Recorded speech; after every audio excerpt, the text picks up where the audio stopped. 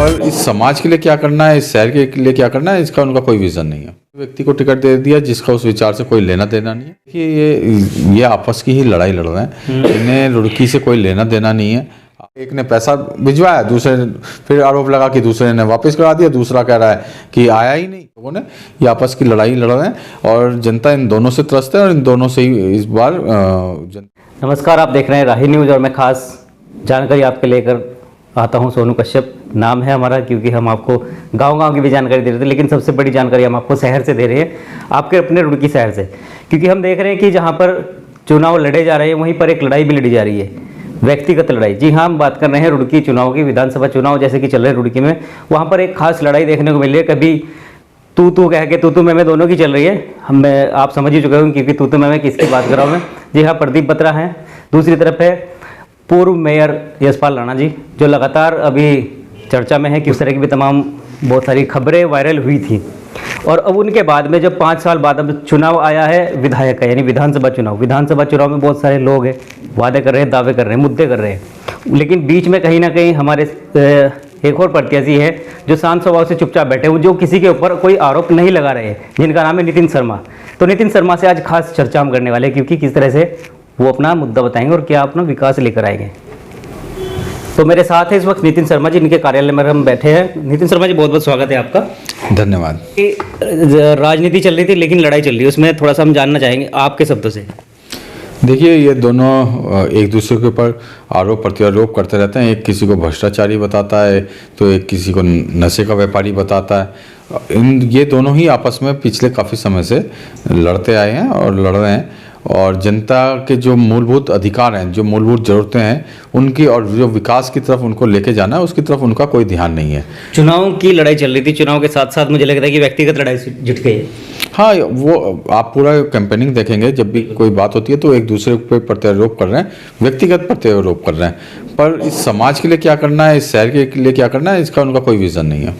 शर्मा जी, जैसे कि देखा जा रहा है कि लगातार आप भी हिंदुत्व की बात करते हैं और भाजपा पार्टी भी हिंदुत्व की बात कर रही है। आपका टिकट कटा वो अलग बात है, नहीं मिल पाया आपको, लेकिन उसके बाद भी आप निर्दलीय मैदान में हैं। हाँ, मैं निर्दलीय मैदान में हूँ, क्योंकि एक ऐसे प्रत्याशी को टिकट दिया गया जिसका शहर में बहुत विरोध था, पार्टी के अंदर भी लगातार विरोध था।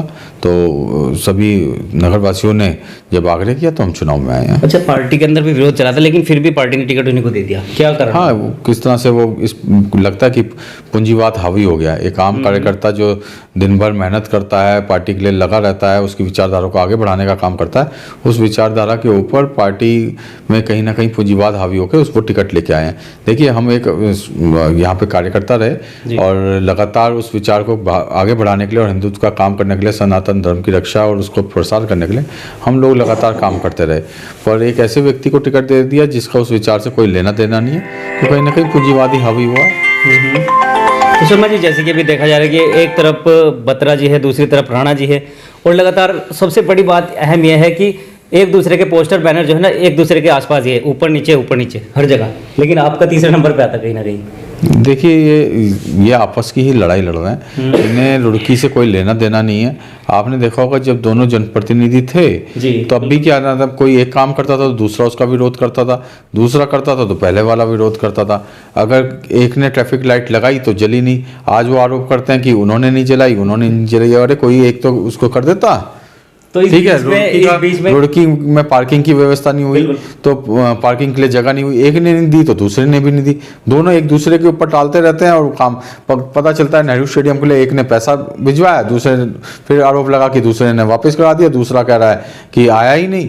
तो ये एक दूसरे पे ही लड़ने का काम कर रहे हैं। जनता जो है उसको बहुत पीछे धकेल दिया है, उनकी आवश्यकताओं को पीछे धकेल दिया गया है और इस शहर को इन दोनों से ही मुक्ति चाहिए। जनता तो विकास ढूंढ रही थी, विकास दोनों से मांग रही थी, अब ये विकास दे या फिर वो विकास दे, लेकिन क्या विकास जनता को मिल पाएगा? देखिए, मैं बता रहा हूँ ना कि इन्होंने रुड़की को जो एक मॉडल टाउन की तरह स्थापित करना था उसको बहुत पीछे धकेल दिया इन लोगों ने। ये आपस की लड़ाई लड़ रहे हैं और जनता इन दोनों से त्रस्त है और इन दोनों से ही इस बार जनता कोई वोट नहीं करने वाली है। पर जिन्होंने रातों रात चौकी गायब करा दी, पुलिस चौकी, हाँ, बत्रा जी ने क्या नाम है रातों रात चौकी गायब कराई। मेरे ख्याल से उसका मुकदमा भी उन पे दर्ज है और उसके वहीं पे ही एक मॉल भी खड़ा हो गया है और उसमें भी कहीं मेरे ख्याल से हाई कोर्ट से उसे तोड़ने के ऑर्डर आए थे। अब क्या रहा है क्या स्टे लेके आए हैं क्या नहीं, ये मेरी जानकारी में नहीं है। और जिस तरह से आप अभी बाटा जी का बताया और राणा जी का, वो एक बहुत दुखद वो है, एक जनप्रतिनिधि दूसरे जनप्रतिनिधि को अगर इस तरह से लड़ाई झगड़ा करता है, मारपीट करता है, ये बहुत निंदनीय है और इसकी भर्त्सना करनी चाहिए। ये देखिए शहर जो है शांति प्रिय शहर है, इसमें इस तरह की घटना करना, वो भी मैं वास्तविकता बताऊँ इन दोनों के कार्यकाल के में ही ये सब कुछ डेवलप हुआ है, इससे पहले कभी इस तरह की चीज़ें नहीं हुआ करती थी। शिक्षा नगरी रुड़की को कहा जाता है, क्या रुड़की में लगता है कि दोनों शिक्षित लोग अभी चुनाव में हैं? देखिए शिक्षा नगरी कहा जाता है और एक ने तो इस रुड़की को ही अनपढ़ कह दिया। कितनी विडम्बना है, जो पूरे विश्व में जो इस बात के लिए प्रचलित है रुड़की शहर शिक्षा नगरी के तौर पे, उसने रुड़की को अनपढ़ कह दिया। तो वास्तविकता में अनपढ़ कौन है ये दर्शाया जाता है। अच्छा, मैं फिर से एक सवाल दोहराऊंगा कि ये व्यक्तिगत लड़ाई है या फिर चुनाव की लड़ाई है? देखिए ये लोग जब दोनों जनप्रतिनिधि थे तब भी आपस में लगातार लड़ रहे थे जी, और अभी ये लोग लड़ ही रहे हैं। तो जनता इनसे त्रस्त है, जनता ये देख रही है कि इन्हें लोगों से कोई सरोकार नहीं है और इस बार चुनाव में जनता इन्हें सबक सिखाएगी।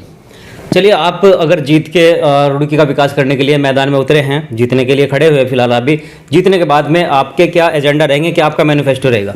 देखिए यहाँ पे रुड़की में बहुत सारे काम करने के लिए हैं। सबसे पहला काम तो यहाँ का स्वास्थ्य सेवाएं सुधारने का है, उसका आधुनिकीकरण करने का है। शिक्षा नगरी के तौर पर रुड़की जाना जाता है, पर यहाँ की जो प्राइमरी शिक्षा है उसकी स्थिति बहुत दयनीय है, उसको सुधार करने का काम है। जो सड़कें बनी हुई होती हैं उन्हें ही बनाई जाती हैं, जो टूटी हुई होती हैं वो अब तक नहीं बन पाई हैं। ऐसी सड़कों को बनाएंगे कि हम 5 साल बाद उन सड़कों के ऊपर ही जनता के पास जाएंगे कहने कि भाई इतनी बढ़िया हमने सड़कें बनाई थी जो आज तक चल रही हैं।